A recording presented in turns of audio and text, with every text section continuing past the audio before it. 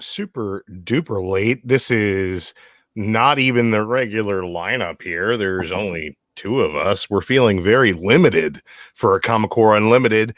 But my man Jason, Comics Misexplained, how'd your new comic book day go, brother? Pretty good, bro. Yeah, I read a little bit before last couple hours, but I wish I could have read more. But yeah, how about you, man? What'd you pick up today? Man, it's been a rough day. I had some technical difficulties No, no. very late last night producing the Drew Manchu's comic book reviews, Oh, and sweet, dude. yeah, I was up till like 6:30 in the morning making sure that I fixed Oh, that damn. because I wasn't going to let all that work go down the drain. But Oh, no way. Yeah. yeah, man, I picked up some good stuff today. I'm excited to talk about some of the great stories that I read, and we actually have a couple of topics, even though it's just the two of us. All right, cool. That we'll get into.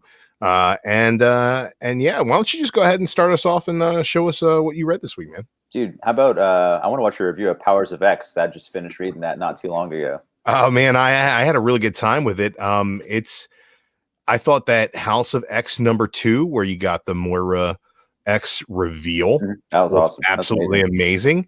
But I think that this is my favorite issue so far. Oh yeah, great battles, and the thing that I really loved about it the most is like Hickman just keeps doing this thing, man, where he's like information dump, information dump, information dump, and then twist. And then everything you thought you knew means absolutely nothing, and you have to look at it in a completely different way. Totally.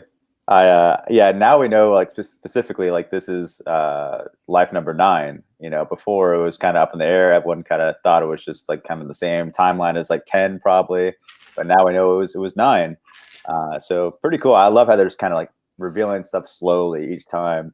I thought that part with the baby getting branded with some robot technology was pretty brutal. Yeah, like just like I mean, it looked like the techno-organic virus to me. Right? Like, it's got that phalanx kind of deal to it, but we're kind of coming to realize that all AI is the same in the end.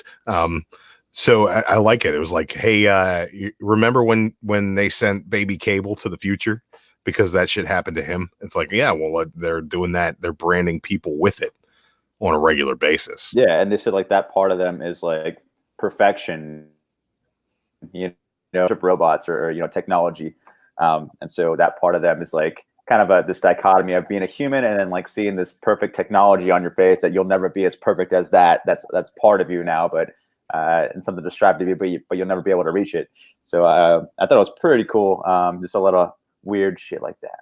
The perfect wording too is when he says that's the burden, is to endure the dichotomy. It's like not to see the dichotomy for what it is and assess it, but to endure it, to realize that you will never be a perfect machine. You're just meat, and you're terrible, and you're scum. You terrible meat bags. You will never be perfect robots. So awesome. Yeah, dude, that was tight, dude. I mean, that by far was the best thing I've read today.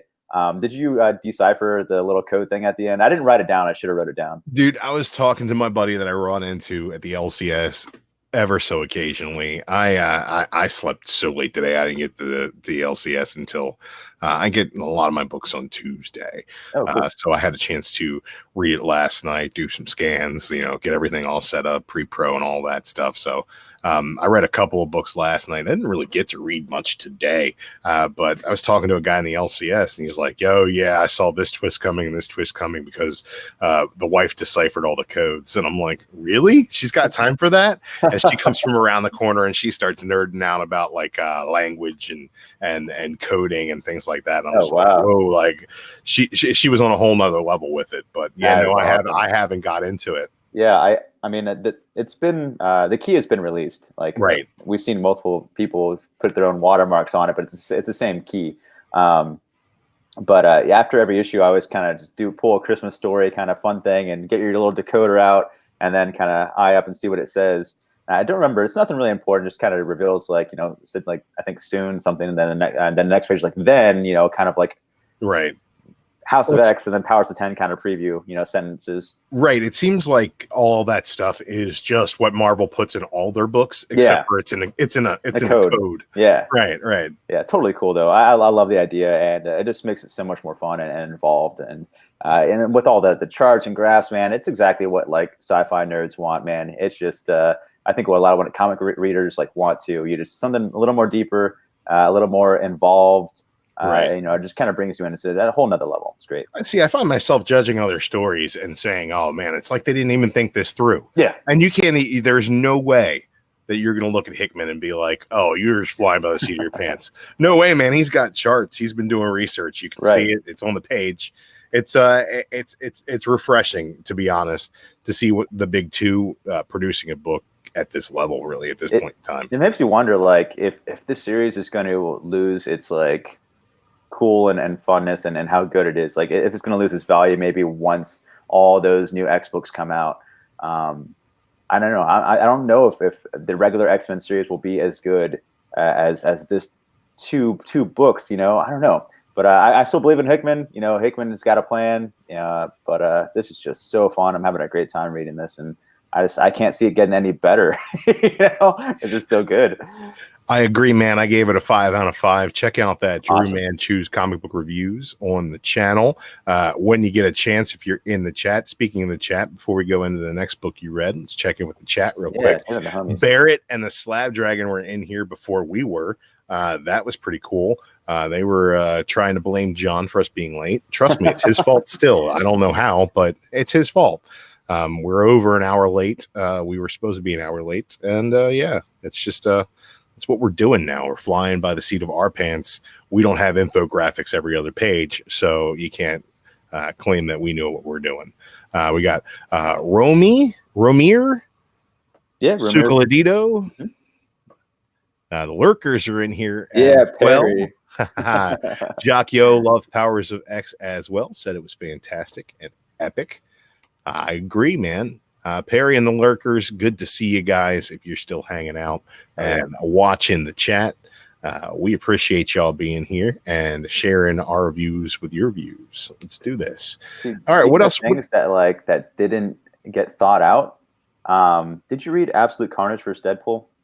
I did not get a chance to read it yet, no. And I honestly, I haven't read Scream or Separation Anxiety from last week either. Oh, okay. Dude, Separation Anxiety was really good. I hear that. Yeah, I was surprised because by the cover, I was like, I'm going to read Scream first, and plus Scream is by Bun. So I'm like, okay, so this is probably going to be better. And it ended up being okay. But then Separation Anxiety, I was like, wow, this is much better. So, yeah, I'm stoked for you to read that. I think you're going to have a good time. It's a really cool horror fest. But today's Absolute Carnage vs. Venom versus Absolute Carnage vs. Deadpool. The writer, Frank Thierry, did he write Spider-Man Deadpool? For some reason I'm getting that kind of vibe about how the characters are, and Spider-Man and Deadpool start off together in this comic. So I don't know. I'm not sure if he was the writer of that series or not, but I feel like he very well could be. But right away in the beginning, kind of like in the little forward, it talks about like the codex, and they use the plural codexes instead of codices, and I was like, oh man, you're messing up already. But yes, I don't know. In the story, as it progressed, the art was fantastic in it. I should have like saved some screenshots and pulled them up later. But I'm trying to remember like the main part. I guess the Carnage itself, I was kind of confused by. At first, I was like, okay, well, is this the Norman Osborn Carnage, or is this like the actual Cletus Cassidy Carnage? And the design itself of Carnage looks just like, I guess, like regular Carnage. It doesn't look like the dragon and symbiote version that, right. The skull, the bones kind of rib cage version, it's kind of like a throwback of how Carnage used to look. And I think it is supposed to be Cletus Cassidy Carnage. But for some reason, like, I guess, so it starts off Spider-Man and Deadpool. Deadpool goes in and wants to throw a birthday for Spider-Man, but he doesn't know when his birthday is, so he just chooses like this day randomly, and then he decides to invite all the Spider-Man villains over for a birthday party because he doesn't know who his friends are. For some reason thinks this is a good idea. So they're running from the villains and they get away. And it's really flimsy and dumb, beginning. But then Spider-Man gets mad at Deadpool. It's like, hey, yeah, what's wrong with you? Don't do that again. Don't talk to me unless like you go and visit my friend. And it's like a card for like John Jameson's psychiatric ward at Ravencroft. So he goes to Ravencroft looking for like mental health, like, you know, help or whatever. And then he just realizes like there's, you know, he walks in a room of like symbiotes, of Carnage symbiotes, everyone talking to each other, and Carnage there in the middle of them. And there's a John Jameson version, you know, he's like a wolf man covered in red. The doppelgangers there also. And then I guess at the end, you know, Carnage realized, oh, wait, Deadpool had like at 1.5 symbiotes in the past, and that would really help collect all the codices. But the thing is, like, the whole basis of Carnage finding these codices is that he's like naturally drawn to them. Like it's almost like a compass, you know, like he knows where they're at, and he's like wants to hunt them down. So like for him to like even question, say out loud, and not realize it was a whole entire kind of weird thing where I feel like he should have known like right away off the bat, like, oh, he's here, and wait for him or jump out of him. Not like fight him, let him get away. Be like, no, we got to go hunt him because I just realized he used to have a bunch of symbiotes on him. So I don't know. It was really flimsy and kind of dumb, but it's only, I guess, a 3-issue series. Right. But the art was pretty good. So I mean, if you're into the whole entire Carnage thing, check it out because it's kind of silly and fun. Deadpool does wear like a fun little Rhino hoodie that Rhino brought for Spider-Man as a birthday present. He was the only one that bought a present. So, but yeah, it's real silly. I mean, as you would expect from Deadpool, it is not as good as like the original Carnage vs. Deadpool series. That was fantastic. That was a lot of fun, and that was like super bloody and brutal. So I recommend the original Carnage vs. Deadpool. Can't say I quite recommend this one, but I guess give it a shot. I think Absolute Carnage has been a pretty cool event so far. Mm-hmm. Even though I haven't really given the tie-ins their due, the number one issue was absolutely huge, filled with content. And it was really gorgeous as well. The Stegman art it's just really great. Oh, incredible. I just feel like I looked at the cover of Scream and Separation Anxiety, and also the Carnage versus Deadpool this week, and I feel like if I open it up, I'm going to be disappointed because it's not going to be on that same level. For sure. So I think I'm probably going to wait and read those up when the series gets a little bit further along. So I'll probably end up collecting them and reading them all together. That writer for Separation Anxiety, he got a lot of good feedback, and so I think they gave him a whole entire Scream series upcoming later on. So I guess that's going to continue sometime in the future. So that's kind of cool. Good for him. Yeah, no, Cullen Bunn is doing the Scream book, and that didn't get as much love as I think he was looking for. Agreed. Shout out to Dennis Hayes in the chat, as well as the uncanny Kyle Waka in the house, Prince of New Zealand, X-Men fan extraordinaire. Kyle, be sure to check out that House of X. We just talked about that earlier. You missed it. Or Powers of 10, I guess 3 is the one that came out this week. And we've been gushing over that series, as well as the spinoff here from Absolute Carnage. What else did you get into this week, Jason? Any other stories? Black Mask, Year of the Villain. I have not been reading any of the Year of the Villain. It checked out. I went Year of the Villain. No, I'm not going to do it. I've cut back my DC buying quite a bit. Okay. Yeah, there wasn't much to read from DC that I enjoy. Of course, I have to read Batman. Even though it's Tom King and I hate what he's doing, I love the character though, so I want to keep up in the continuity and see what's going on with that. Did you read Batman 77? I did. You read Black Mask? I'm in the background sitting here. I did. I just finished it because based off of Drew's recommendation, I've got to show a panel. Then I'm going to go back. Yeah, here it is. What? Spoiler alert. Yeah. Spoiler alert. The death of Alfred. Yep. Oh my God! What did I just witness? Yeah, and that's not even the best part of the book. I mean, it's the twist, but no. I mean, okay. So there's a the Damian is awesome. Damian is fucking phenomenal. Yeah, I like Damian. Damian is probably the best character in that one. DC awesome. Right now. Where the hell was Damian for the rest of Tom King's run? Was he just like fuck? He's just put him on the Teen Titans. I don't know how to write that kid. Like, exactly. I'm sitting there going, well, guess what, Tom King? You can write one character, and it's Damian. And Damian kicked ass. I mean, honest to God, the relationship, him talking to his grandfather, right? Yeah. And that's not his grandfather. No, it's a different. He's just a pretender, alternate. Right? And the fact that he has him just like, oh my God, the emotion. It was actually. And then I'm sitting there reading it, and honest to God, the panel before it is Damian, and they're telling him, not in front of the kid, don't do this in front of the kid, not in front of the boy.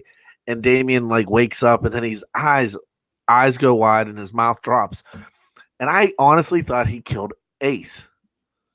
I was like, he must have killed one of his like animals, because he has the cow, he's got, Mm-hmm. And then it was Alfred. I was like, what the fuck? No. Yeah, that was the whole entire caveat, I guess, for like the hero staying out of Gotham was for Alfred's like kidnapping. That Alfred would pay the price if someone came in. Oh my! And God. so that was actually very good. I'm sorry, but I had to jump on because I'm glad, I saw that. Perfect. I was like, holy shit! Perfect timing, man. We're getting ready to talk about it. My God, is that good? So, what's your take on it, there, Drew? I enjoyed it. I thought that this issue did a lot right. I'm not a fan of where this story has been and where it's going. But as far as an issue being told in this story, this was really good. The art for me screamed unfinished. Tony Daniel, for the great panels he had in the previous issue, he spent twice as long rendering Kite Man for 2 pages in 76 than he did Damian in all of 77. I'm like, it looked a little rough. Overall, I think that some of this was probably rewritten and rushed. And that's just kind of the way that you're going to get that. But if you are a fan of Damian Wayne as Robin, you will like this issue. He succeeds in a lot of different avenues with this book. Tom King does. But overall, it's like, meh. It's still not the story I want. But you get in this issue, Bane shows up. Awesome. Where has he been in City of Bane? Bane has been significantly missed, and that's only the last page too. Right, and he's only in one panel, and that's that one in this book. But Damian finally shows up in Tom King's run and does exactly what you want him to do.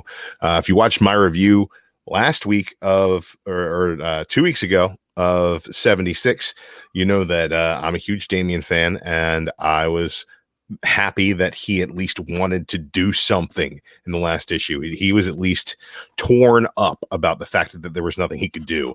Meanwhile, Tim sat there stoically fucking just being like, no, can't do nothing about this. Like it was poorly written. But to see Damian nut up when nobody else will, it's just like it was completely awesome. And it took him back to the roots of who Damian is. Like right. When he first appeared. Of course, he's going to eventually get beaten. He's a fucking child. Like, it's like, everybody, like, he's a 12-year-old or a 13-year-old or whatever, kicking the shit out of grown-ass supervillains. Yeah, Scarecrow. Like, with his bare hands, just like, pit, pop, bang, zip him right in the jaw with an uppercut, and then spin kick him, and then they're down because he's Damian Wayne. He's Robin, man. He's the best Robin ever. And he will be the best Batman when Bruce finally kicks the bucket. Where'd he get that magic wand from? He said it says visit a demon and get a bada bing, bada bang. He mentions it. That's what he says. He's like, yeah. He's like, he shrugs it off. He's like, yeah. I went and I saw a wizard. I got a wand. Like, get over it. It's a tool. Yeah, I'm going to use it. I'm going to use this the same way I would use a hammer to build a house. You're a super being. You're a metahuman.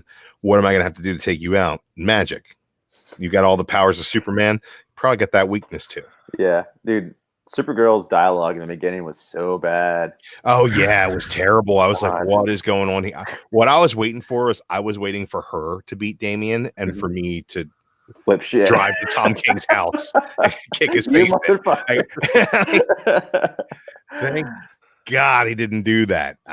But yeah, speaking of Damien, are you guys reading Teen Titans? I have not read Teen Titans. And Oh I man, haven't read it since before the Deadshot thing, the crossover. So yeah, Deadshot's dead. Deathstroke's dead. Deathstroke, yeah, sorry.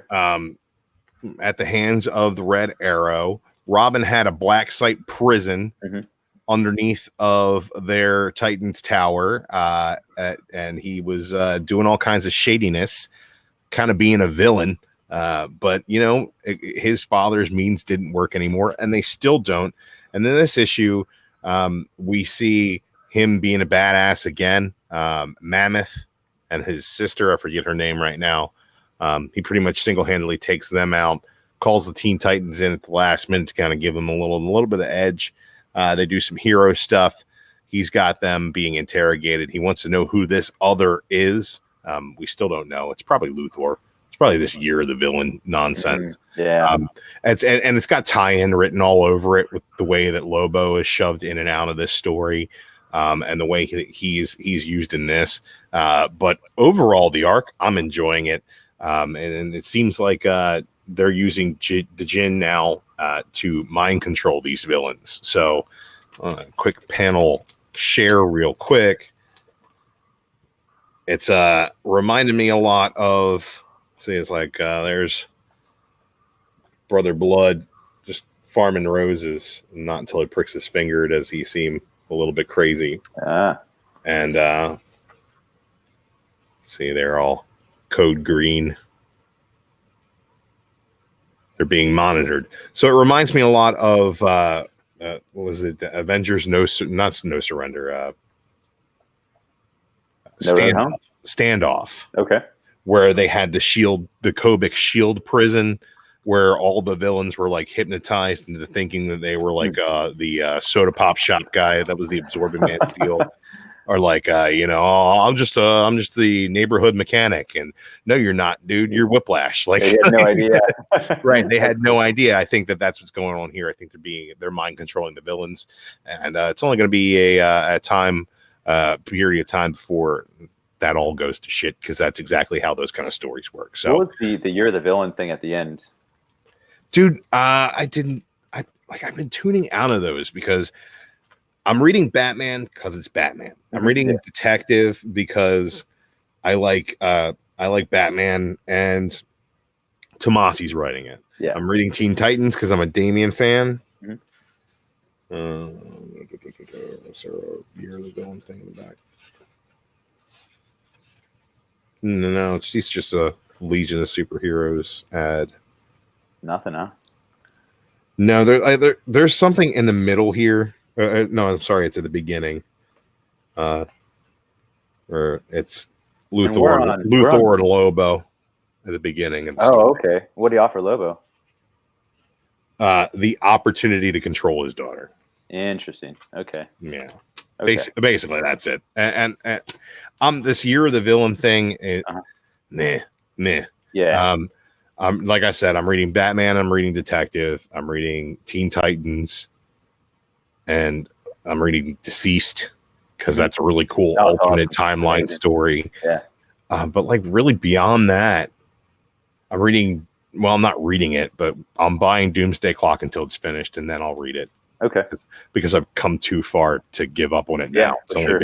It's only been slowly releasing for 8.5 years. So I might as well pick up the last couple of issues of Wiggle McScribble's epic tale. in the Black Mask, You're the Villain issue, it talks about how he escaped from Damian Wayne's Black Site prison from Teen Titans, and I guess Luthor offered him. He's like, okay, yeah. He's like, yeah, I want to like take back the city. I want to own the city. He's like, you're like thinking too small. Okay, you own like a few like judges and some corrupt cops. Like, how can he own the city when Bane already owns the city? Right? Yeah, that's what I like. That's probably why he's trying to change the subject. He's like, oh, the city. Yeah. How about you own some other countries and things instead, and some other. We're cities. Just like forgetting about the Year of the Villain in City of Bane, right? That's like, yeah. I think so. It's just like it's not even happening at the same time. Like there was a little Luthor in there at some point, wasn't there? Yeah. There's been like just a hologram. Yeah, it's always just a hologram. He just does his little Emperor Palpatine, and then he's out. Exactly. Did you read Daredevil? I did not get a chance to read Daredevil yet. I did pick it up though. All right. You know what I did pick up and had a chance to read was this 232 facsimile. Oh, sick, dude! Ras al Ghul first appearance. Yeah. Right. And let me just tell you, there's something about this book that I love and that I hate at the same time. Okay. It's the paper stock. Really? Yeah, I love those Marvel facsimiles. Real glossy paper, nice cardstock covers, like just like really nice, well-built facsimile books that just give you that feeling that you're reading something old. This also gives you the feeling that you're kind of touching something old because it's got the stock on the cover is not bad, right? But the paper, it's like newspaper kind of feel. It's like it's a little bit higher quality than newsprint, but not much. Wow. Not much at all. And it's cool because it looks like, hey, if you had a 9.9 copy, right, with white pages, this would pretty much be it. Right. Yeah. They're probably besides the $3.99 on the cover, but like, yeah, our new facsimile edition will age in yellow just like the original. Right. That's the thing. Right. That's the thing about it that I don't really dig. But it is a cool nostalgic feel to the book, and I if that's the way they're going to do their facsimiles, yeah, so be it. All right, cool. So be it. It was only $4. It's right. Not like I splurged on it. Yeah, and I have a copy that is in terrible shape. that I'm not going to read through. Yeah, this is something that I can flip through and I've not feel bad about one or two on the eBay watch, and I was like, fuck that, I'm not gonna. Yeah, the facsimile comes. I get the facsimile. Yeah, exactly. Yeah, what are you gonna do? What else did you read? Galaxy, dude. Did you read Guardians? Yeah, did you read Guardians? I did read Guardians, man. Let me find it. Dude, I'm looking forward to Voltron Rocket. Or Mech Warrior Gundam Rocket. Yeah, Gundam Rocket. Dude, that's be tight. I don't know where the hell I put any of my books. They should all be here. Yeah, it showed what Star Brands and Darkhawk in those like tubes. What's up, Biggie Shack? Oh, Biggie Shack. Oh, there he goes. Oh man, he's in, then he's out. He's in and out. He tagged. That's yeah, that was the Biggie Shack cameo of the week. Stay tuned to all other Comic Core broadcasts for future Biggie Shack cameos. You're the villain. You're the Biggie Shack. He just pops in one page. You're the Biggie Shack. There you go. So you got a chance to read Daredevil? What'd you think about Daredevil? Yeah, dude, Daredevil's cool, man. I think like so Biggie. What's up, dude? How are you? Oh shit! I was gonna stop by because Chad invited me, dude. I didn't yeah, man. Yeah, dude. Oh yeah, man. We are live. We are talking new comic books this week, brother. Okay, I saw you was showing a book I had right here. Let me see. I got that facsimile too, dude. That's pretty cool. Yeah. What did you think about the paper stock on that, man? Did you see? Now my deal was, I love how Marvel has been doing like the real glossy, high quality paper on their facsimiles, but I also dig the nostalgia of flipping through a book with the newsprint style paper. I don't know. Let me check. Well, when Biggie Shack comes on, I gotta pop back in because this is the brother, the man, the myth, the legend himself. Hey, it's my boy Chad. What up, dog? Little Shack. Dude, I don't think I like it. See what I'm saying? I don't think I like it. It feels like you're opening an old comic, right? Which is kind of cool, but at the same time, it's like I want higher quality paper stock, man.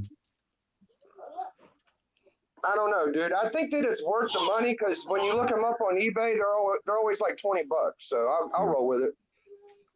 So hey, I've been wanting to tell this guy something, and Jason and I have a connection for you, my friend. And I don't know who's like current on the current WWE roster. Who's your favorite wrestler? Who's mine? Yeah, current wrestler. Dude, I mean, let me see. WWE. I would go with Undertaker, but he don't wrestle. So Let's keep in that vein, that veil of character, that like dark character. Shit. I don't know. It wouldn't be. I like Undertaker a lot more than Kane, but shit. How you feel about I don't know. following buzzards? Who? You like following the buzzards? I don't think I do. I don't know what the hell you're talking about. The Fiend. The Fiend. Oh, hold on. What's his name, dude? I forget. Bray. Yeah, Bray Wyatt. Oh, okay. Yeah, dude. My thing is about him, man, is that I remember him from being on Nexus, I think. When he was Husky Harris, baby. That's why he named that pig Huskus. But dude, I like the tag team that used to be where that retard kid would ring the bell. The reason why, man, I'm sending you an AOK of an original cast mask from when they made his mask. What? That's crazy, bro. I'll wear it on my streams, dude. I don't care, man. That sounds crazy. I like him okay, man. I like his whole Sister Abigail move. I liked it when he won the strap. I was actually into him when he won the first world title. That's cool. So what was your pick of the week there, Biggie Shack? Dude, my pick of the week was, well, let me show you what I just got today. But it wasn't a new comic book day book. Let's see here. My pick of the week was definitely Deadpool Annual and Deadpool versus Carnage. Nice. But I got an eBay book, and I paid like $15 for that one. Oh, damn. You got Legend rolling over right now. Some FF. Well, it's a beautiful Kirby cover. I don't have much Fantastic Four, and I definitely felt like there was a hole in my collection, so I started here. Very cool. It's a good place to start, man. Chris Barrett says that it's the dream team, bitches. Look at it. Marvel 1000 comes out next week, Barrett says in the chat, and man, there goes my budget because I'm buying a bunch of covers. Oh, yeah? Oh, yeah, man. It's going to be... I mean, I've been buying all these House of X, Powers of X variants. Now I got to buy these Marvel 1000 variants. It's going to be beautiful. How does that work, Drew? What 1000 of what run? I don't know. Yeah, it's Who about knows? Marvel 1000. Yeah. Who knows, man? We can pull it up. I don't know what they're counting up to 1,000. They're just saying Marvel 1000, and who cares what's 1,000 of? They're putting a 1 and 3 zeros on that book, and it's gonna be cool. I can roll with it, bro.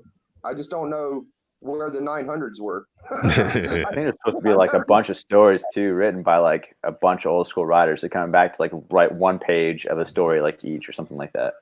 Are they just throwing out the 0.1s and the 0.01 and the 0.001? Oh yeah. They're throwing all. I heard they'd even earned and that the number. alphas. Yeah.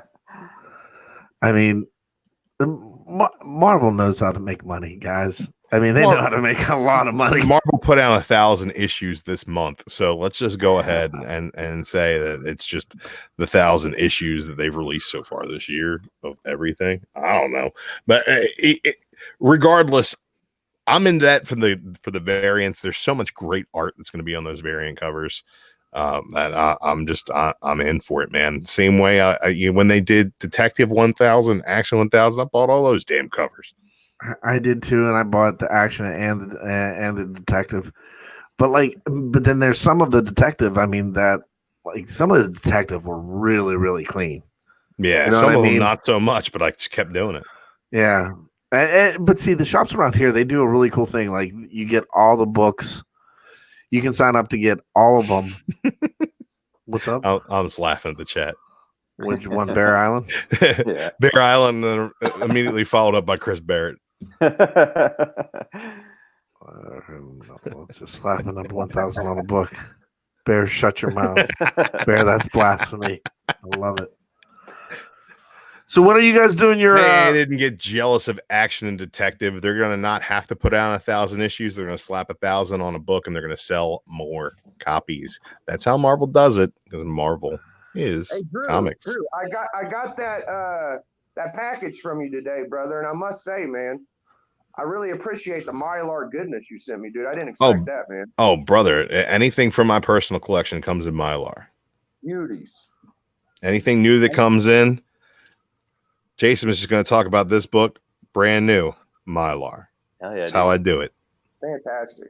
Start fresh. Anything in my collection comes, it's in a blue bin, and I got to find it. It might be crinkled, but you can press it.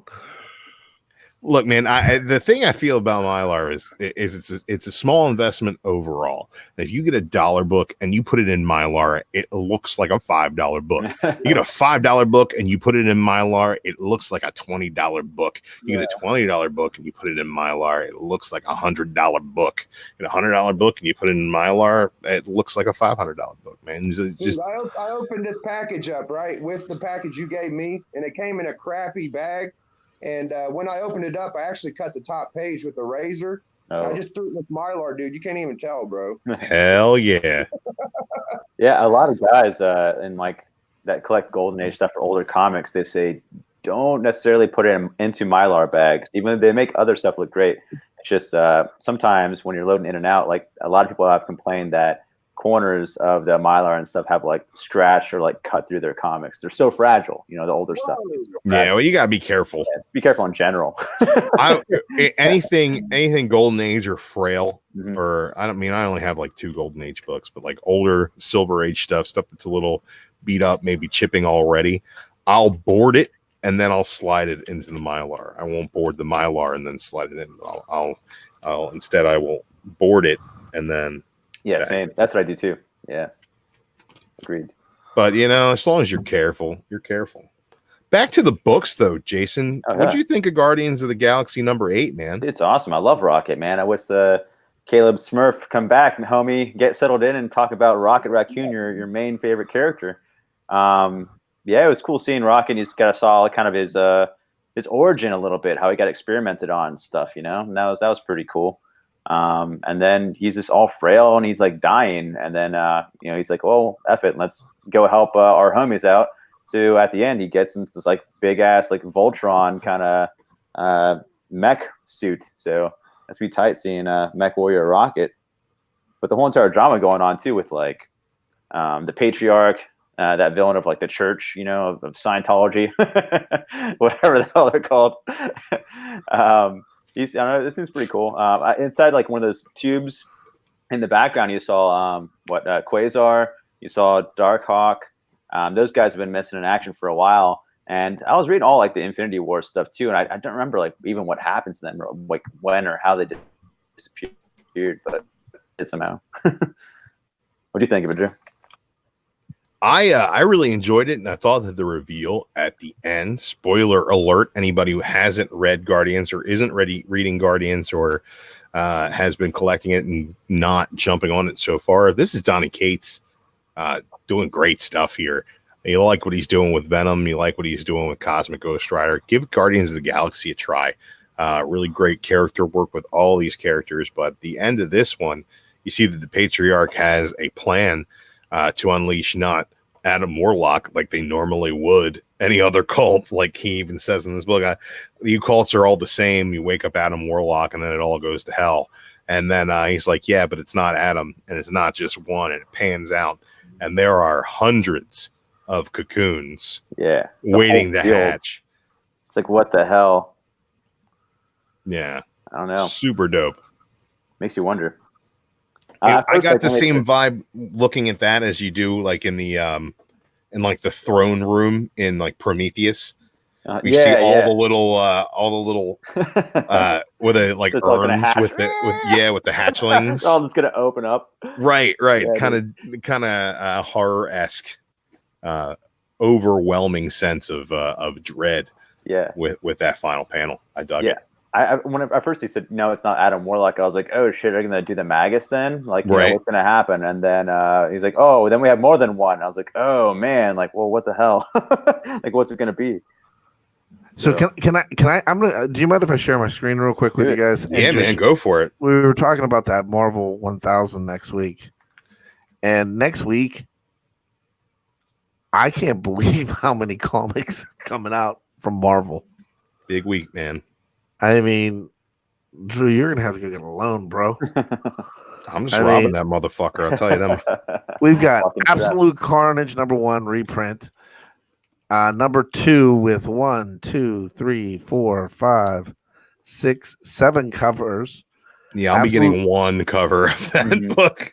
Absolute Carnage Lethal Protectors with 1, 2, 3, 4, 5, 6. Lord. Try to give me covers. That Ron Lim cover. Call it a day. Absolute Carnage Miles Morales with like 5 covers. Age of X-Men. That's a trade. Yeah. Amazing Spider-Man 26 reprint with a variant cover. Amazing 28. But then you got Avengers 23, Black Panther, Captain America, Daredevil, Doc Strange, Fantastic Four, Friendly Neighborhood, Fearless #1. I'm assuming that's a reprint, second printing. Yep. And then House of X #3. Jesus, 20 covers on that. Yeah. Immortal Hulk.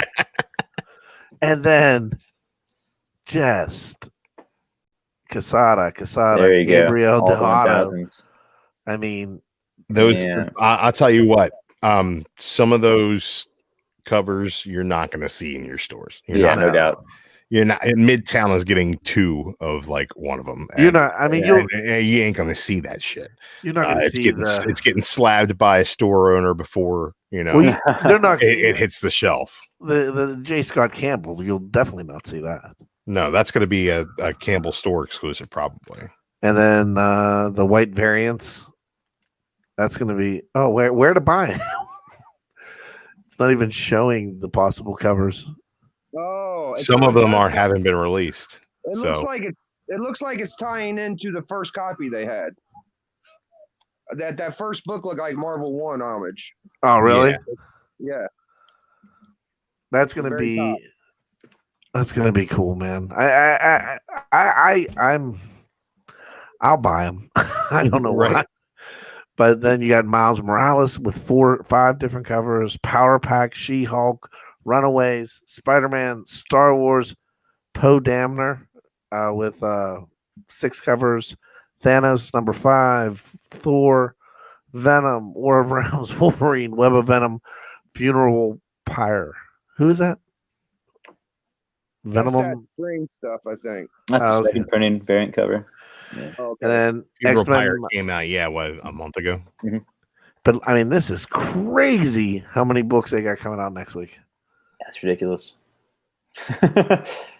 Holy shit! And this week was basically Powers of X and what's that, Biggie? I was scrambling to spend more.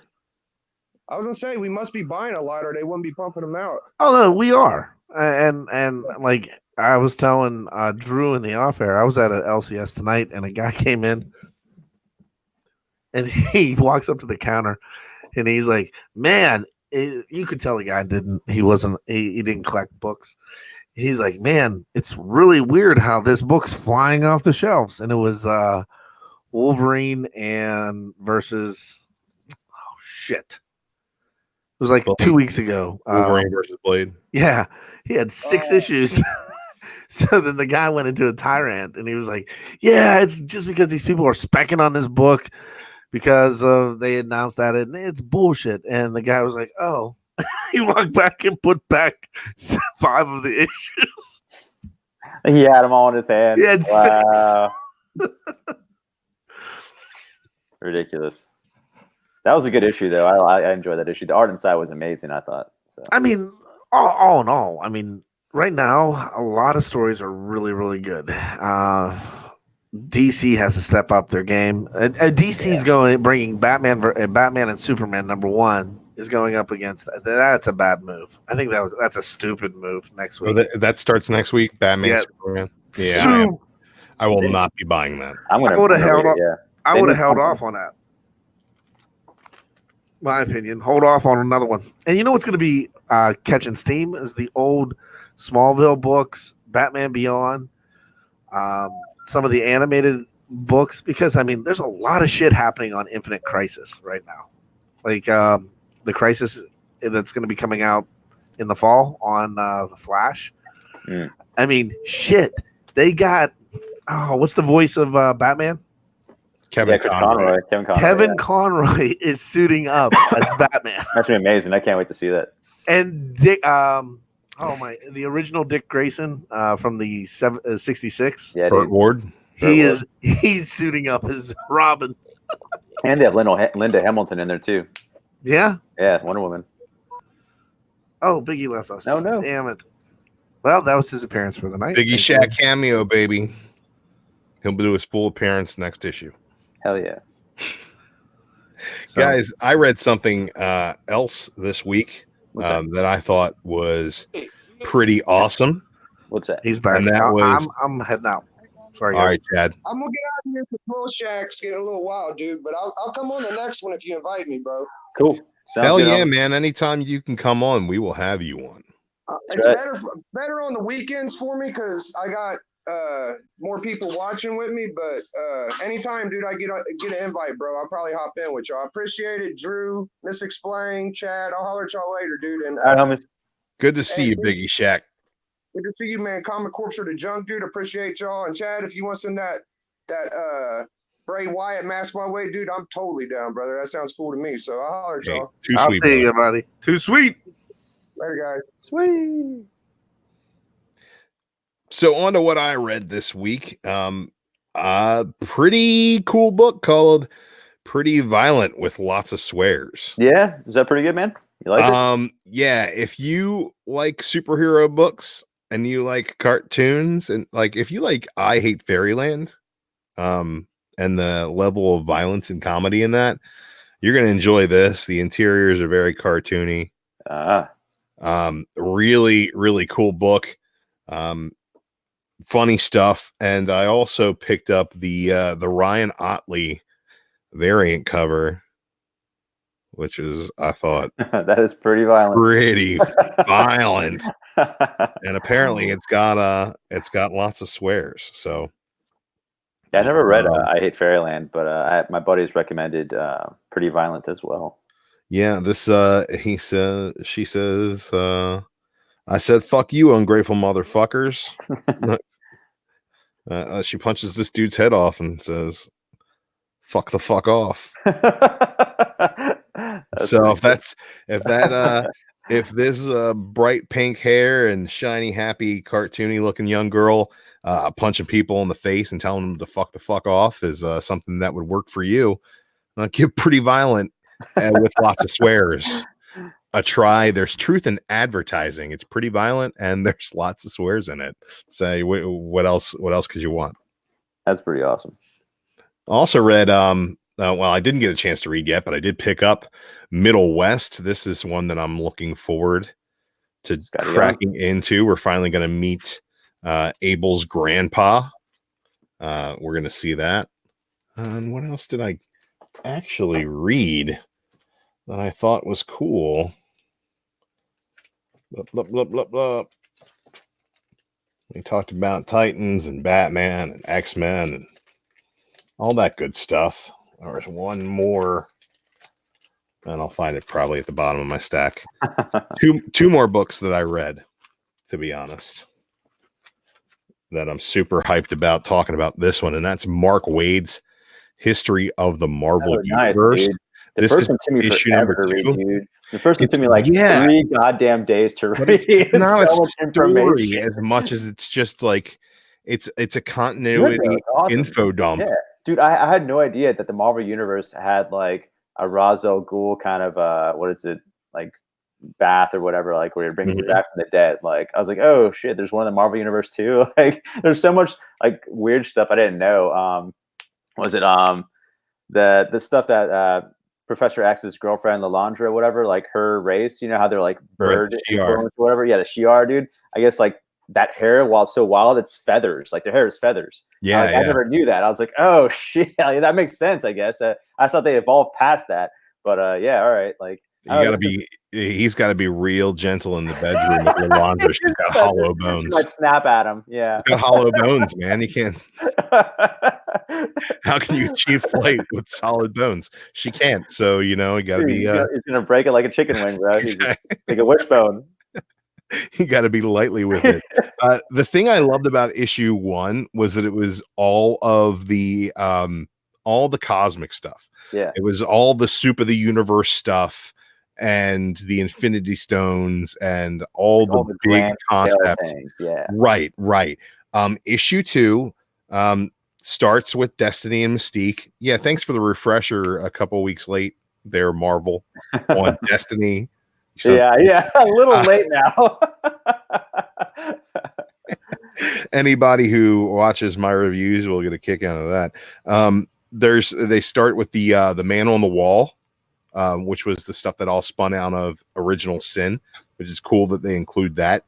But then it goes right into Super Soldier Serum and like timely stuff, like so all the early Marvel stuff, all the things that would fall in line, like Birth of Blade is in here alongside Birth of Namor the Submariner. High Evolutionary, you got Dr. Tom Holloway is inspired by the Two Gun Kid and starts taking up the calls of heroism as the Angel.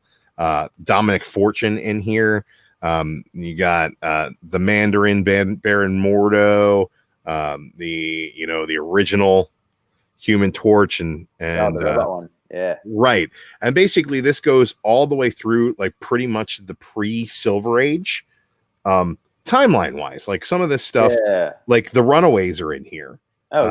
Because this is the time period in which what is it called, the Grabons or whatever, I forget, whatever it is, the Gaborim, the gods that the Pride, the Runaways' parents worship, pretty much. That they came to Earth during this period of time. This pre-war period of time. I love how informative this stuff is. Like, I forgot, I used to read, like, I feel like Marvel used to put out kind of indexes or whatever, like little compilations of these things. The handbooks. Yeah, dude, I used to read those all the time as a kid, man. I love those. I used to love, like, just looking at the pictures. I had no idea what anything meant, it was just so cool. Jeff Lemire did one for the Black Hammer universe a couple weeks ago. That's right. And it's like my favorite book that came out that week, and there's no story in it. It's all stuff I already knew, but it was nice to have that little nostalgia trip. And see, like, some things in that too, in the Black Hammer index book thing. Right. There's a lot of cool stuff in there.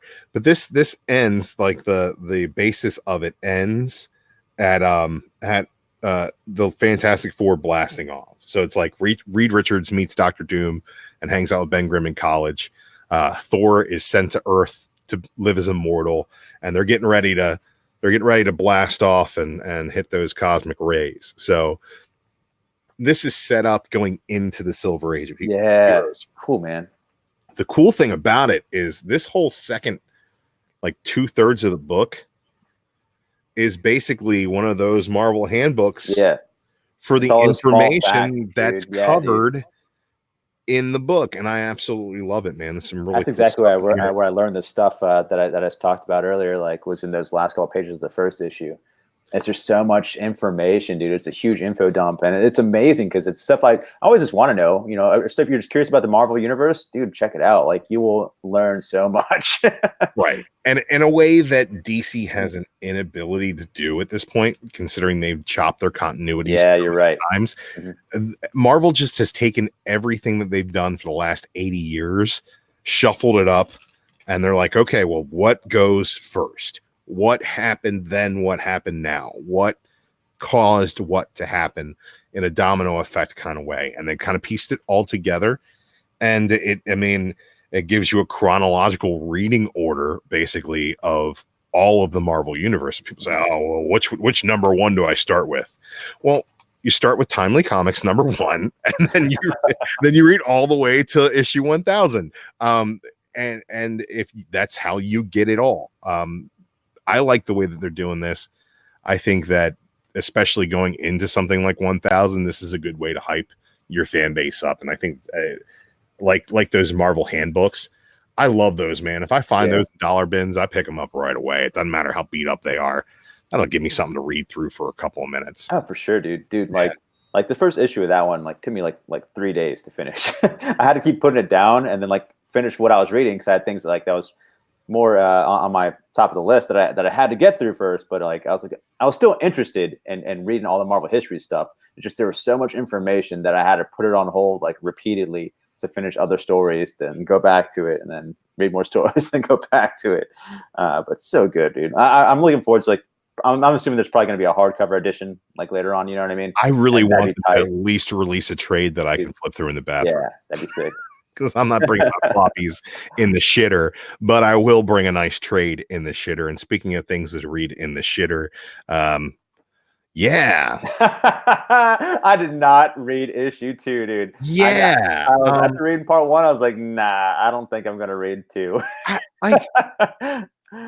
This is not terrible. I just don't know what it is. It's like Frank Miller telling a story. He wants Superman to have this kind of militaristic characteristic, I guess. So like the Dark Knight universe there, right? Is that what's going on? I don't think it's the Dark Knight universe. I really don't. I think it might be, but nothing here says that it is. You know what I'm saying? Mm-hmm.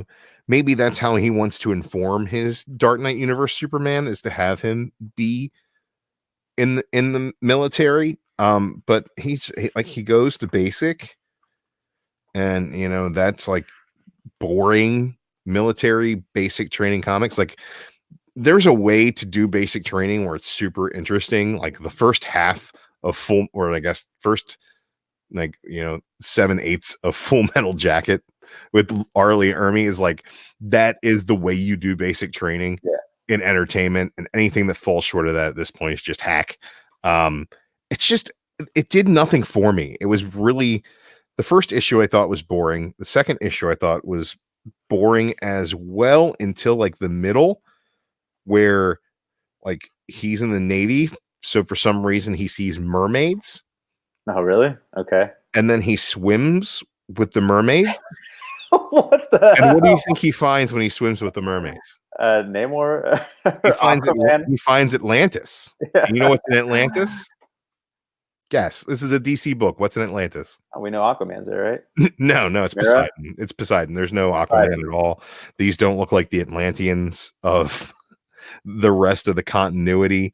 They're just like straight up weird looking straight-faced mermaid people. It's so weird. And I mean, it's a beautiful book. It's like well put together.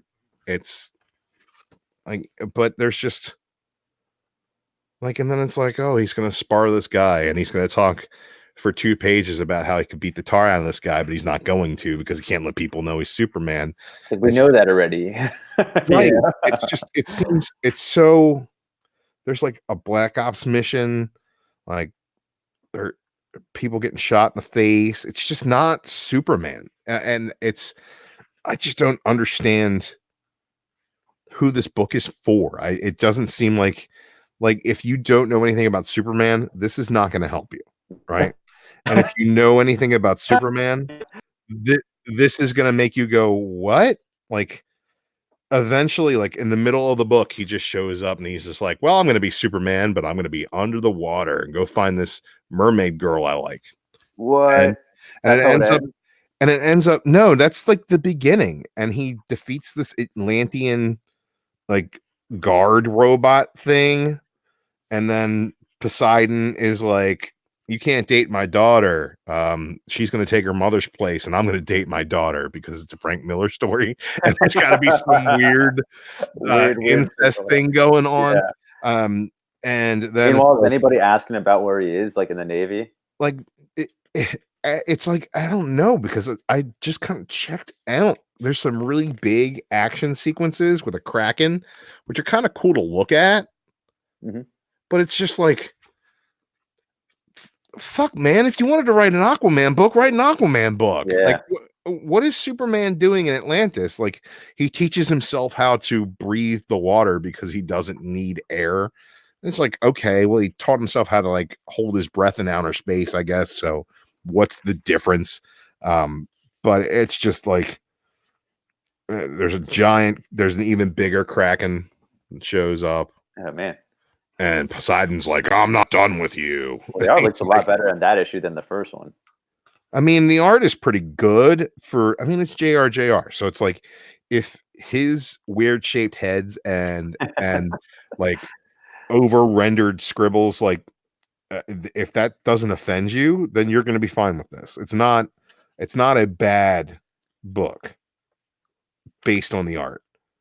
It is like 64 pages of just like random bull crap. Yeah. Why? What? Huh? Like, I don't know, man. I don't know why I bought it. I thought that the first issue was ho hum. I read it the second I got it, and I remember Carson asking me at like the end of a stream. He's like, "Hey, did you read that Superman Year One?" And I was like, "Yeah, I did." And my review is I don't remember it. So like, how was it any good? This is just like, man, I remember the first issue being super bizarre and not liking it at all whatsoever. And I was like, yeah, I'm not going to go and put my brain through that madness of another issue. Like, I liked, the reason I started picking this up is because I like JRJR on Superman. He did the New 52, I think he started, was issue 32, where they did the new launch of Superman. It was JRJR with Jeff Johns writing. Cool. It was real minimalist storytelling and like big action. It was just like, here's a giant monster. Superman has to stop the giant monster. Here's a giant thing crushing the city. Superman has to stop this giant thing. And the JRJR art was just like, it was different and it popped. Really great colorist on it as well. I forget who did the colors on those issues, but like, I thought JRJR and Superman, that's kind of a cool deal. I like it. I'm going to pick this up and give it a shot. And it's just too weird for me, man. I don't know what the hell's going on with it. Dude, Uncle Frank lost his mind, bro. Frank Miller has lost it. He's been gone for some time, man. Dude, he needs to get put back in his home, take some medication, watch Matlock, and chill the fuck out. Man, when he directed The Spirit and made Samuel Jackson be a Nazi, I was like, all right, well, that's weird, but okay. I guess this is what we're doing now, Frankie. I didn't get to read Valkyrie Jane Foster yet. I didn't get a chance to read it yet either, but I liked the first issue. Me too. I thought that it's kind of a waste to have a character like Valkyrie and then make the villain be a street level villain like Bullseye. Yeah. He's got some mythical items, so maybe spinning out of the War of the Realms, she's got to clean up some of that mess. Mm-hmm. And I kind of dig that as a story arc, but I figure he's like dangerous and can make like anything the ultimate weapon. You know what I mean? Like you can go in with like a paperclip. So it's like now he has the most powerful weapon of like all time. So it's like, okay, well, let's see how he does with that. Daredevil was cool. I feel like Chip Zdarsky in general writes like the best soap operas on paper. He's just great, and not only in Daredevil, but I mean also The Invaders is also incredible. I loved his run so far on Daredevil, and I really enjoyed him on 2 and 1 too. So the art definitely changed. Yeah, dude. Yeah, please, you got to read Invaders. I think it's great. But in this one, dude, Daredevil just goes off. There's a huge like police gun battle in the office, and it's pretty awesome to see Daredevil kind of go back in there and help out that dude that busted him up in the street fight, the detective from Detroit. So that was cool. So we'll see if the Detroit cop, like, I feel like he's going to be like a new sidekick, or maybe he might be the new Daredevil or something, or for a day or two. Who knows? But I feel like those two are going to be buddies from now on. So it's going to be cool seeing what happens in that book. And then I wanted to pick up Criminal. I didn't get to pick that up. But I'm definitely going to, because I love that series. That's always my pick of the week, man. So I'm very excited for that. This is one of my cover pickups this week was Powers of X #3, the action figure variant. And I wanted to share this with everybody live on the internet. This is Shatterstar. My daughter went with me. She'll be 15 on Sunday. She went with me to the LCS to pick up my books with me this week. I picked it up and I showed it to her. And she's a LGBT queer or whatever the hell those kids call themselves these days when they're non-heteronormative, I guess. And I said to her, "Oh, you'll love Shatterstar. He's one of those LGBTQ characters." And she said, she looked at it and said, "If he's gay, why is he wearing such a terrible outfit?" And I want to go ahead and agree with her on that. This guy's wearing white after Labor Day. Dude, the white cover, man. Like, I don't know, like it makes it look like he has skinny legs because it has a black outline. You know what I mean? When I was a kid, I always thought Shatterstar's outfit was cool, but that's because he's got pouches and he's got that Liefeld thing going on with him. I like the shoulder Judge Dredd. Right, it's hard not to look cool with one giant shoulder pad. That's just the way to do it, man. It's you know what it also was, that it was like the katana with the dual blade. It's like, right. Who needs that? You're just gonna cut it like a chunk out of a guy. Like, you're not trying to kill a guy. You're just trying to cut a chunk out of him. Man, what the hell? There's another one. There's one more. Conan, Savage Sword of Conan. How was that? Good. Jim Zub is writing this now. Mm-hmm. And so the last issue was Conan the Gambler, and it continues that, and it ends next issue. So it's a little 3-issue arc. So this one he's just trying to, he's actually playing the game, and he does well. He cleans up, and then he risks it all at the end because the guy is like, "Oh, I'll give you all my fortune and stuff, and all my money at home or whatever." And he's like, "Yeah, sure, whatever." And then of course he loses, like, "All right, well, whatever, I don't care. Like, I'm just out of here. I'll see you guys." Like, no, like, you can't go anywhere because the guy who brought you in here, you took on his debts. He gave you his debts before he died, so now you got to pay those to us. He owes us money. So, either pay up or we're going to kill you. So he battles in the casino and slaughters a bunch of people, but then they kind of get him at the end and then toss him into this hole of debt collectors, which is just like pretty much the Rancor pit in Star Wars. There's like a big ass monster in there, just like eats, people or whatever. And he finally goes face to face with it. So I'm sure next issue he'll probably kill it somehow, or maybe he'll let it loose and we'll escape and kill everyone. I don't know, but it was cool and it's a good time. I like Jim Zub. He's like he plays a lot of Magic the Cards and stuff. He made up his own little rules and stuff with the game, and I feel like I'm not even sure if this is like a real game or not. Or if he made it up, he very well could. Chat with a Shatterstar. Wow, look at that, incredible. Oh man, jeez, I don't know. That is pretty bad. The headgear, it's like when you're kickboxing, that little head thing you get.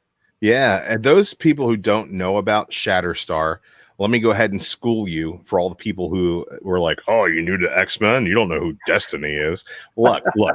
Shatterstar is the love child of Dazzler and I'm gonna do Longshot from Mojoverse. Dazzler and Longshot, no way.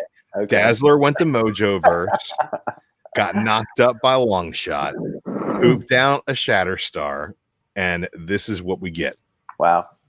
That's why what happens in Mojoverse should stay in Mojoverse. I feel like Dazzler could do better, than Longshot. I mean, yeah, Dazzler can do whatever she wants. Yeah. She's Disco Queen. Yeah, dude. It's like, God, what are you doing? Pretty impressive. Like, that's everything I read though this week today. I still got a big stack to read. Still got some books to review this week. So what are you going to review this week? You know what? I think tomorrow we will get the Batman 77 review. I'll probably talk about Pretty Violent.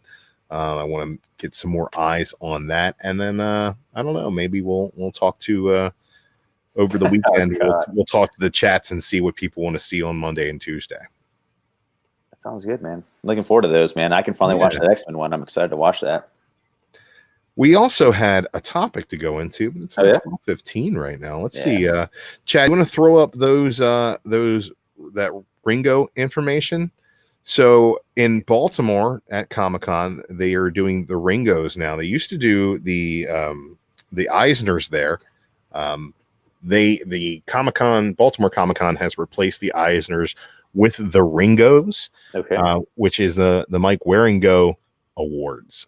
Basically same deal as the Eisners. You're getting a best cartoonist category. Most of these cartoonists here I'm not super familiar with, and I'm not sure what the difference between artist and cartoonist is. I think cartoonist is a writer along with the art. The only names that I'm super familiar with on that is Terry Moore and Sean Murphy. Sean Murphy is nominated for White Knight, which I'm pretty sure probably run away with that. Yeah, I think so too. Is it Motor Girl was Terry Moore did that. So as far as best writer, there's a lot of good names on there. I'm not familiar with Richard Dent, to be honest. Yeah, me either. Or Ryland Grant. But you see familiar names like Scott Snyder and Brian Michael Bendis. I guess Ryland Grant did Aberrants. I would say his Banjax is better. That came out today also. Banjax is amazing. That Aberrants is from Action Labs. Mm-hmm. It's really good. I hear it's good, yeah. It's art on it is awesome too. So yeah, I mean, he's best writer category. He's up against Black Hammer and Saga. So good fucking luck. I want to go with my boy Lemire. And you know what? I love Saga. I picked this up today. The compendium. Bam. Dude, I need that. Yeah, dude. Yeah. I'm going to get that probably. I had to have it all in one shot. I think it's just, do you think it's happenstance that he's actually going to be there? No, I don't. I think he's going to win this award. But Jeff Lemire is going to be there as well. And Black Hammer. I love this story. I've read it through a couple of times. How much did that run you? I think I saw some on eBay for like $40. I was thinking I ordered one. This was the cover price of $59.99. If I buy new trades as a subscription member, it's 25% off. So that's awesome. Yeah, that's really good. Yeah, and so I got this for 25% off of $60. And it's Saga, man. There's nothing more that really can be said about it. But I was really hoping it was going to be a hardcover, man. Man, I hope that the Mastodon Comics and Collecting is watching this at some point, because I'm going to say it right now. Black Hammer is my favorite book. When it comes out, I'm like, oh shit, Black Hammer. Did you read all the covers? I've read all of the. Did you read the Justice League 2 that came out recently? I'm not a huge fan of the Justice League being in my Black Hammer. I'll be honest with you there. But it's better than Justice League because there's Black Hammer in it. It's like, do you like chocolate and peanut butter together? Not really, but I like it better than plain chocolate because there's peanut butter in it. Right. So a Black Hammer is, as far as a continuity that he's created, it is the epitome of homage. It's probably every book is an homage to something that came before. Mm-hmm. And it's really wonderful. Like he kind of wrote himself into a corner, and then he did this Grant Morrison, Alan Moore kind of outside of reality view of things to get him back to a place. It was just really the spaceship. Yeah. And I was wondering like how he's going to pull that off with like the Flash and the Justice League crossover. Cause like apparently Flash tried to escape, and he's kind of the same place as Black Hammer was in the book. He's like, he's has a grave. They showed the tombstone. And he's like, all right, well, like they can't pull the same trick twice, I'm like, oh no, we're on a ship too. It's just, I don't know. So who knows? But it's really good and enjoyable, man. I love Black Hammer, and I love Jeff Lemire. Gideon Falls is my favorite each time it comes out. That book just gets more and more insane. So I love the way that book went from like, what's going on? What's going on? What's going on? Oh, you're gonna tell me what's going on? Wait, fuck, what's going on? Each time I read Gideon Falls, I make sure I read the last 4 or 5 issues, because they're always a fast read. It's so enjoyable. But if you're thinking about Black Hammer, I'm just scrolling through this. You have Black Hammer as best writer, best letterer, best colorist. They're nominated for best series. Yeah. Best single issue or story. Age of Doom. That is great. Black Hammer has one there too. Louise. That was really funny as well. It's nominated everywhere because it's great. It's just really good. Yeah. Gideon Falls won best new series like an Eisner. So I just love Jeff Lemire in general. He's just so good, and I'm really hoping to talk to that dude. I'm very excited to get a chance to talk to him. I tell you what, though, for best series, if you can scroll back down to best series. I'm trying to find it. I'm sorry. There it is. Yeah, The Highest House. I'm not sure if you guys read Highest House. No. Oh man, it's like a magazine format. It's just a really, really great storytelling, really great character stuff, with a lot of growth. I really enjoyed it. It was short, but then again, the presentation was really beautiful in these really nice cardstock magazine size. And I fucking hate when I love a book and it's magazine size, because I don't have but one magazine box. Yeah. I'm not buying a whole goddamn pack Box of magazine books and bags. Like, so it's like I come home, I'm like, I think I got one. Shit, I don't have one. Where am I going to put this fucking book until I get back to the LCS? Yeah. Did the exact same thing with the Superman today. It's like I don't have and, for it. So it's like where am I going to put it? So I get mine from work. I was like, yoke. There's some really great nominees on here as well for the best story. Bitter Root has gotten a lot of love. You got our best series. The Bitter Root's got a lot of love. Black Hammer is fantastic. I got a feeling Hulk is going to win. Knight was also really good, and you got like Venom and Immortal Hulk on there. Yeah. That's one of those categories. It could go just about any way. Yeah. I feel like the fanboys are probably going to be Hulk or Venom. Yeah, we'll see. Because this is, I mean, they weight the fan votes differently than they weight the creator votes. Oh yeah, okay.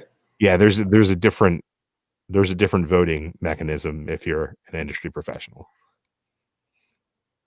There's a ton of categories. I never even noticed. And then this is actually Saturday. The awards are Saturday the 19th at the con themselves. So okay, cool. I'm excited. That's gonna be a good time. Yeah, man, I can't wait for Comic-Con. I'm super hyped. I haven't even lined up my books yet to see which ones I want to get signed or like. Count on Strange in the chat along with Grandpa Jason Smith. We got Mazeltov. my grandchild would be mixed. We know this. So why are you telling us? God, always. Jason, get that baby out of the blender. Jason, I got thrown off. I'm tired. Yeah. I have nothing. That's why I've been off air the whole time. Just playing around with Streamlab. Drew's been kicking ass on the reviews. Yeah, dude, you really have. Thank you. I've been having a lot of fun with it. I think you did an awesome job tonight. You guys, both of you guys did phenomenal, especially in the absence of JD and John's comics. Let me remember. I love when they abandon their own shows. Well, JD had to play daddy, and John had to go pick up Le'Veon Bell or something. I don't know. But you guys have been doing a great job. Jason, you're all over the place. I'm hoping you're joining us on Friday because dude, I enjoy being back here in the gorilla position. Thanks, man. Yeah, I'll be on Friday. And it's always a good time joining you guys on Friday nights when I can. It's by chance this month I only work Saturdays at the bar, so that's a good time for friends and hang out. But bad money, especially because we're gonna go to Baltimore. But it's all good. Just stoked to hang with you guys. So I'll definitely be on Friday, man. It'll be a good time. And we also have. Tomorrow we have Outside the Issues, and I know they're reviewing. Kat Wren is making her triumphant return. Brightburn, right? Yeah, they're going to talk Brightburn, but I might buy that. Yeah, but I was told to talk about something that's happening on Saturday. Yeah, dude. Saturday we're gonna do an online commentary on Comic Core of Endgame. So.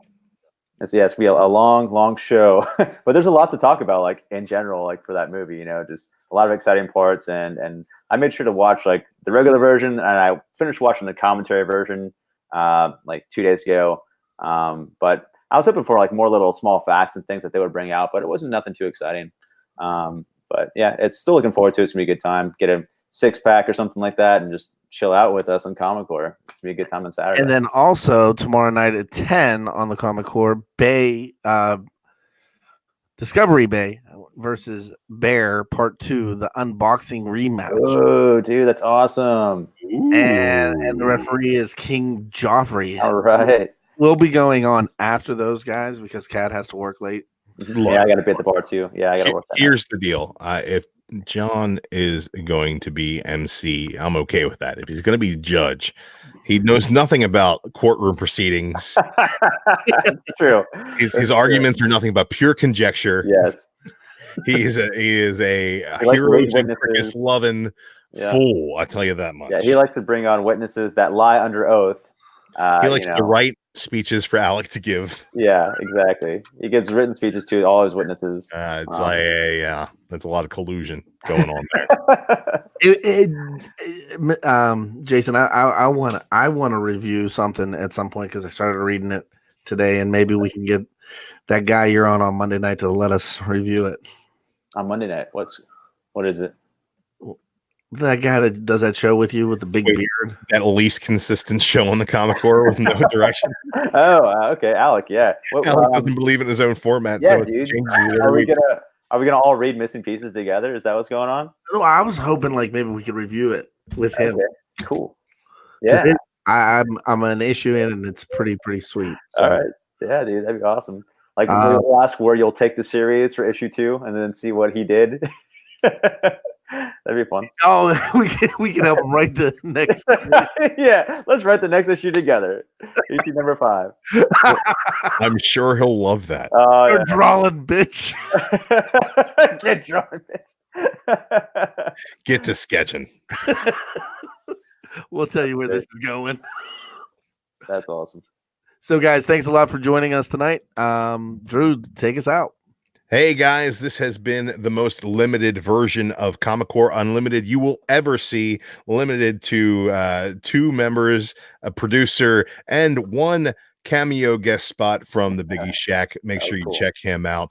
Check me out daily, weekdays on the Comic Core doing reviews, Drew Manchu's comic book reviews. You can check out my channel. I might post something there at one point or another. I don't know, probably not. But I always like to sign off my videos back in the day by saying, collect what you love and share what you find, guys. Make sure you shout us out, sub us up, hit that notification bell, buy our t-shirts, come to Baltimore, give us hugs. We don't got diseases yet. Yeah, that's the shot. See you guys later. Drew Manchu, baby. Later, homies.